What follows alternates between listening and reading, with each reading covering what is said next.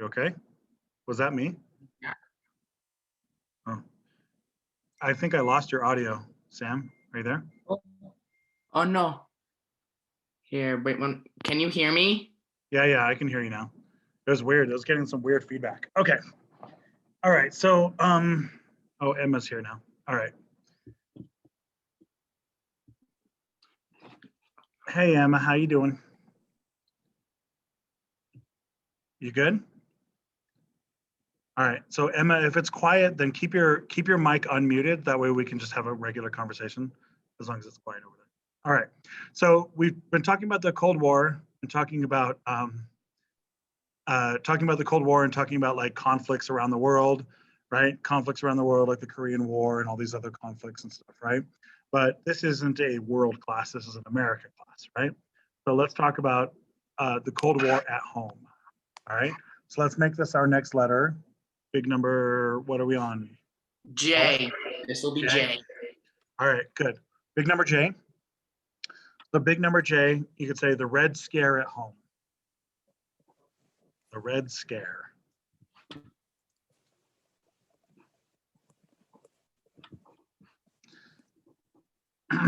Okay, so this is dealing with post World War II. This is happening in like the late 40s and the early 50s is where we're kind of dealing with this time frame here.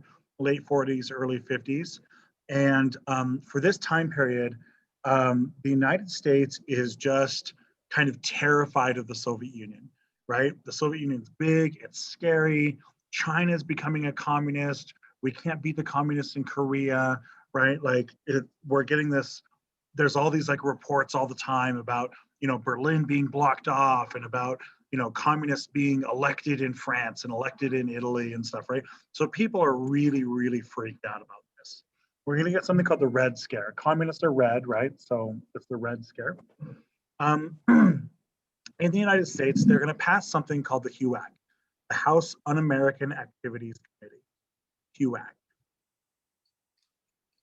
Now, HUAC is a committee of people who are looking for communists anywhere they can find them.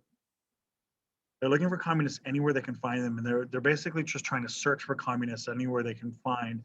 And so they're going to start exposing people as communists, and they're going to start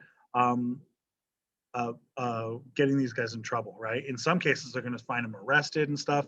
They're going to make a big deal under the idea that what they're really doing is hunting for spies. There's this idea that there's like spies everywhere in the United States, and that there's all these communists who are spies, who are like undermining America and stuff like that. That's there's this big deal that's going on like that, right? All these people here on the right side are going to get blacklisted out of Hollywood. They're going to get blacklisted. Okay, blacklisted means that they are blocked from working. So they can't get any studios to fund their movies. They can't get acting jobs. They can't get published, right? A lot of these people are going to be basically targeted for being communists. Okay. Now, how many spies do you think they're going to catch with this? None. So it's not none. They do catch a couple of spies, kind of, but they're not like really that bad. Okay. But they blacklist, like Hollywood blacklist is like hundreds of people long. Hundreds of people lose their entire careers and lose everything because of this. There is a strong correlation between people of color in Hollywood and getting targeted on this list, right? We're going to get a lot of like Latinos and African Americans and Jewish people and stuff that they're going to get targeted on this list. It's a very, very high coincidence. Very high coincidence. They are going to find a couple of spies. So they are going to find a few spies. Alger Hiss is a spy, and he is a legit spy. He's an American that the Soviets get basically turned, right? So he starts giving secrets to the Soviets. So they do find Alger Hiss. He's a spy. Julius and Ethel Rosenberg are convicted and executed as spies as well. There's they were spies. Yeah, there's some evidence that's a little bit shaky on them, but they were convicted and executed as spies as well. So it's not zero, but it's also not like ruin hundreds and hundreds and hundreds of people's lives bad. You know what I'm saying? Right? They are really, really targeting Hollywood. This is like some heavy, heavy government censorship here. They're really targeting Hollywood because they're scared of Hollywood having a bunch of communists working there and then like recruiting children into the idea of communism. That's what they're saying. Okay. Yeah, we're gonna get a whole bunch of this. We're gonna get a bunch of like fake news that is spreading around through here too. We're gonna get a bunch of stuff like don't let your kids get vaccines because vaccines are filled with secret communist mind control juice, like stuff like that. Right? Do you guys know any anti-vaxxers today? Yeah. Annoying. Yeah, anti-vaxxers. There's a lot of people who like don't trust vaccines and they don't want to get vaccines, right? That's why measles is back. You know, they brought measles back. Yeah, thanks a lot, idiots. Right? But we're going to get this situation here where we're going to get a bunch of this like fake news kind of stuff where you're going to get this equivalent of like people just kind of panicking over nothing, right? Where they're like, oh my God, I heard that, Mr. Johnson is a communist and so we can't go buy TVs from him anymore, right? Stuff like that. Yeah, a bunch of that kind of stuff. This is largely led by this man here, Eugene McCarthy. You want to send a new letter? I think we can keep him in the same letter. I mean, he's kind of the main guy leading the Red Scare, right? I don't want to spend a whole ton of time on this guy because he's a jerk. He's a jerk, so I don't want to give him a whole bunch of time. I don't want to give him the honor of a lot of time. You see, he basically just starts targeting everyone for communists. He makes this huge deal about how communists are secretly in everywhere, right? The communists are in, they're hiding everywhere they're hiding, and they're hiding in, they're in the army, and they're in the Department of Energy, and they're in the Department of Agriculture, and they're in Hollywood, and they're in, this manufacturing, and they're in this company and stuff like that, right? He basically is targeting communists everywhere, and he's destroying these people's lives. Okay, a lot of times he just is putting it out in the newspapers with no evidence, and he's just saying, "You guys are, these guys are communists and stuff." This is a huge, huge problem. This is a huge, huge problem. Okay, he's actually going to call people up in front of Congress and like putting them on like a trial. It's not an actual trial, but he's going to be putting them on trial for communism, where he basically just ruins their life, essentially. Okay. He's going to get stopped by President Eisenhower. President Eisenhower shuts this guy down. And the reason why Eisenhower shuts him down, Eisenhower becomes the president. I'll do a profile on Eisenhower in just a moment. But Eisenhower becomes president, and McCarthy starts accusing like the army, right, of being communists. And Eisenhower is the army guy, right? Like Eisenhower was the commander of the army in World War II, right? He's the commander of D-Day. He's the commander of all American forces. And Eisenhower is like Eugene McCarthy, you need to basically shut up, right? And he's like, you need to shut up. You have nothing. You have no leg to stand on. The army are the ones out here saving us. They're fighting for us. They're protecting us, and you are destroying them. Eisenhower just trashes McCarthy, right? McCarthy even goes as far as to imply that Eisenhower is soft on communists, right? Eisenhower, the man who won D-Day, right? The guy who beat Nazi Germany. Yeah, Eisenhower. Once McCarthy goes after Eisenhower, McCarthy's kind of revealed as being basically a snake, right? And he loses all of his power. Okay, so let's go on to Eisenhower. Let's better meet a president. From this point forward, all of our presidents matter. We're not going to skip any because they all matter now. So Eisenhower, he's going to be our president from 1953 to 1961. This should be K. K. Is that right? We like K. All right. So K, President Eisenhower, he's elected in 53. 53 to 61. Prior to being president, he was commander of the Supreme Commander of the Allied Forces in Europe, which is a pretty sweet title. That's about the best title you can get, I would say. He is elected because he's a war hero, right? He's a war hero. Everybody loves Ike. He's the man who destroyed the Nazis, right? And he, at this point in time, the Democrats have been in charge of the White House for nearly 20 years, right? Roosevelt was elected 4 times. Truman was elected once, right? But he served 2 full terms. And so Eisenhower, we get this switch to the party. Eisenhower is going to go down as one of our best presidents, okay? At the time, people kind of rank him as average, and they just kind of say he's average. But over time, historians have constantly raised him up in rankings, and he is oftentimes in the top 5. Oftentimes he's in the top 5. Nobody ranks him below the top 10 anymore. Okay. His presidency is dominated by 2 things. Excuse me. The Cold War and the Civil Rights Movement. I ate a burrito with habanero sauce on it, and so now I have hiccups.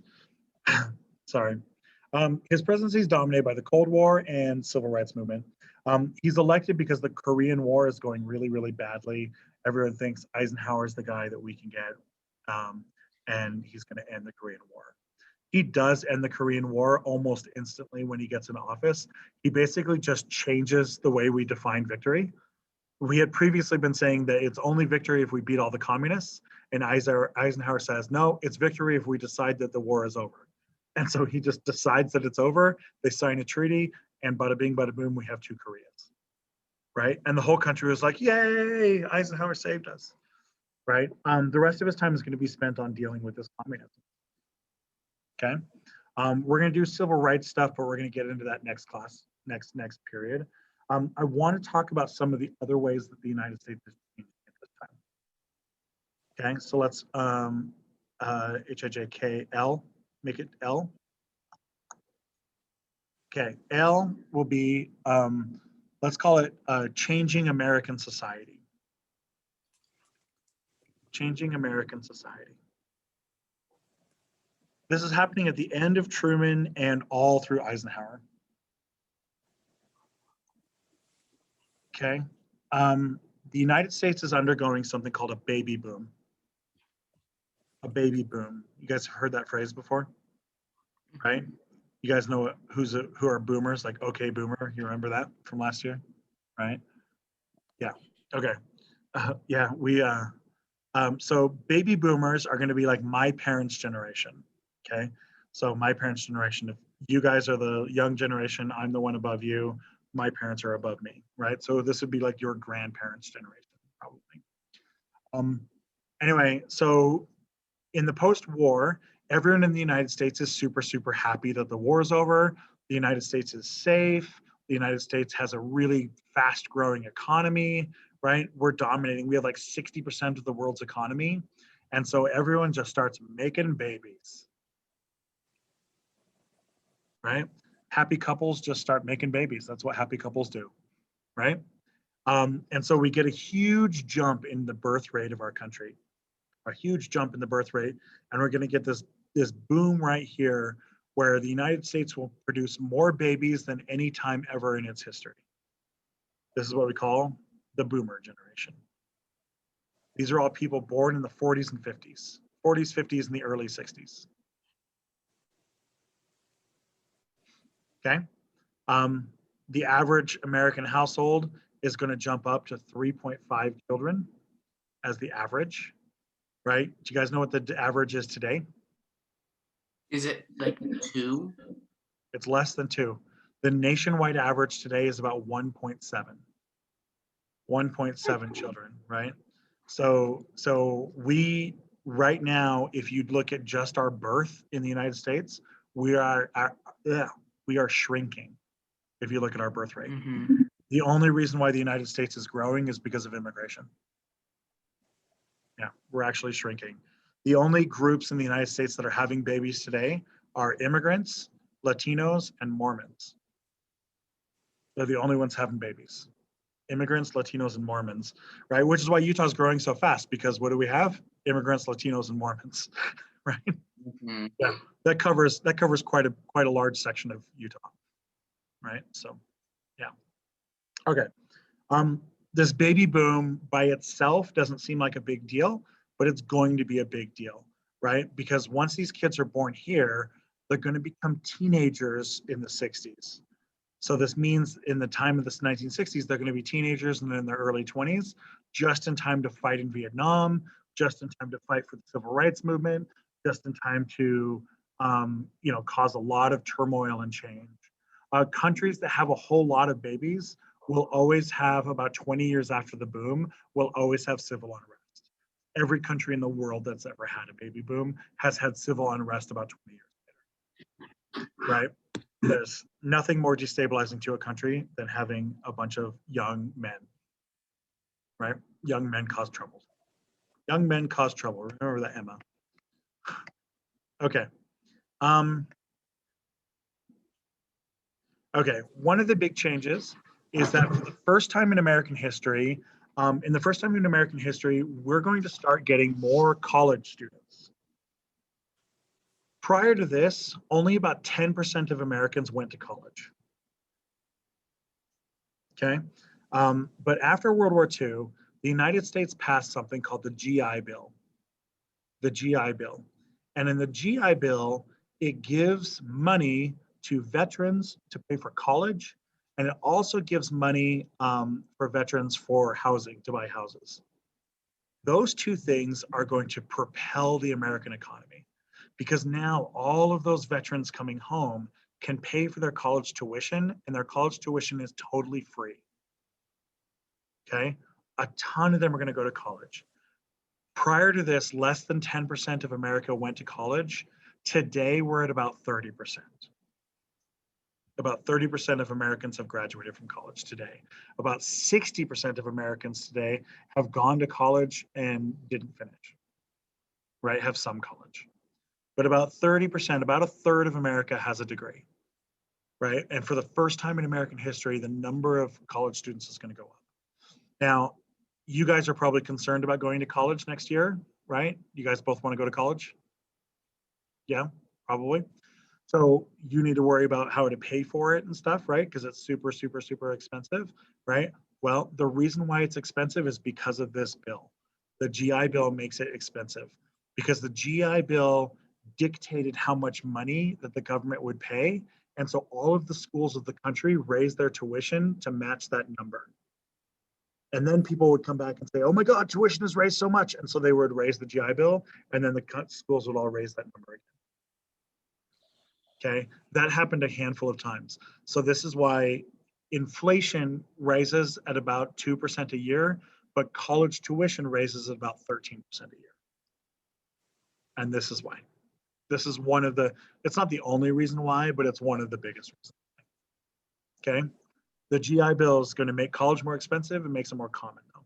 It's also going to lead us to what we call suburbanization.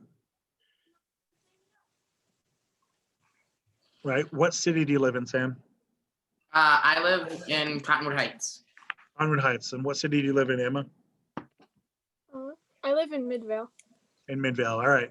I live in Murray, right? So Murray, Cottonwood Heights, and Midvale. That means all of us live in the burbs, right? We all live out in the burbs. Okay. So suburbanization is the expansion of American cities way past the boundary of the city itself.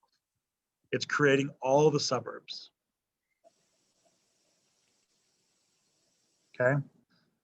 Now, the baby boom and the GI Bill are both contributing to this. Because everyone has babies, they all want to have a yard and a house. They don't want apartments, right? Because living with a bunch of kids in a little apartment is no fun, right? Apartment's really fun if it's just like you and your spouse, right? Or just like a kid, but nobody wants to sit there with like 5 kids in a little apartment. Nobody wants that, right? You got to have a yard to go throw the kids out in the yard. Okay. So everyone wants that. That's what the baby boom. And then the GI Bill is also driving this because the GI Bill is letting every veteran in the country buy a house. So this is where we're going to get the huge, huge expansion to all the cities around the country.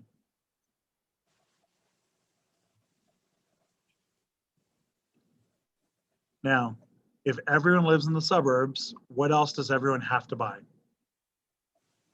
Cars. Yep. Okay, so we're going to get a huge explosion in buying cars.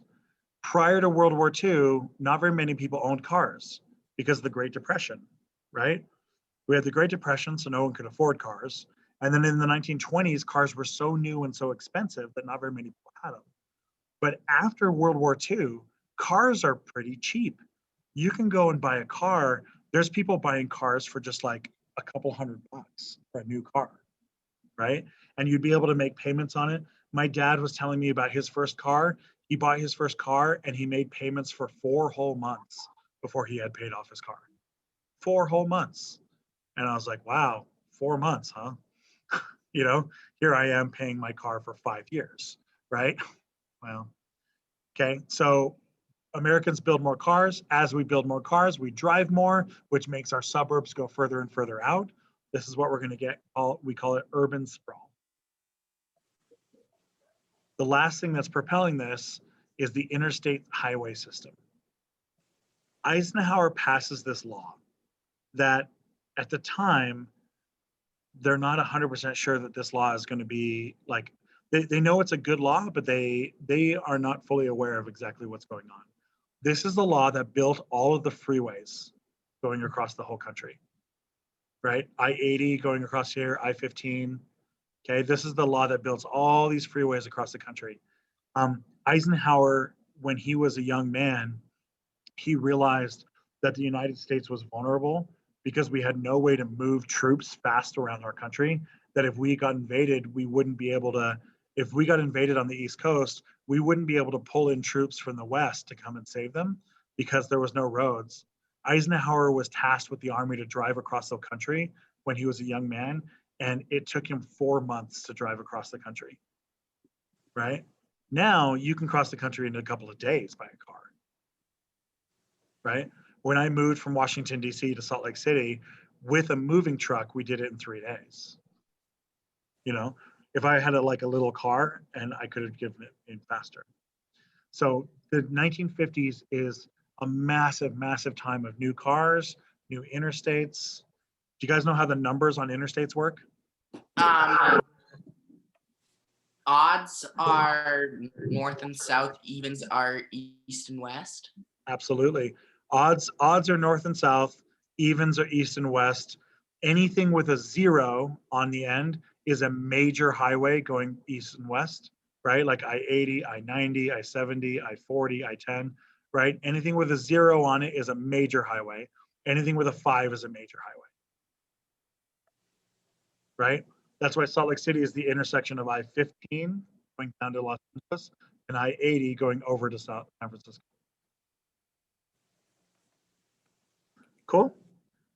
All right. Yep. I think this is a pretty good place to stop because we're going to start getting into all the civil rights stuff, and we'll do the civil rights stuff next week.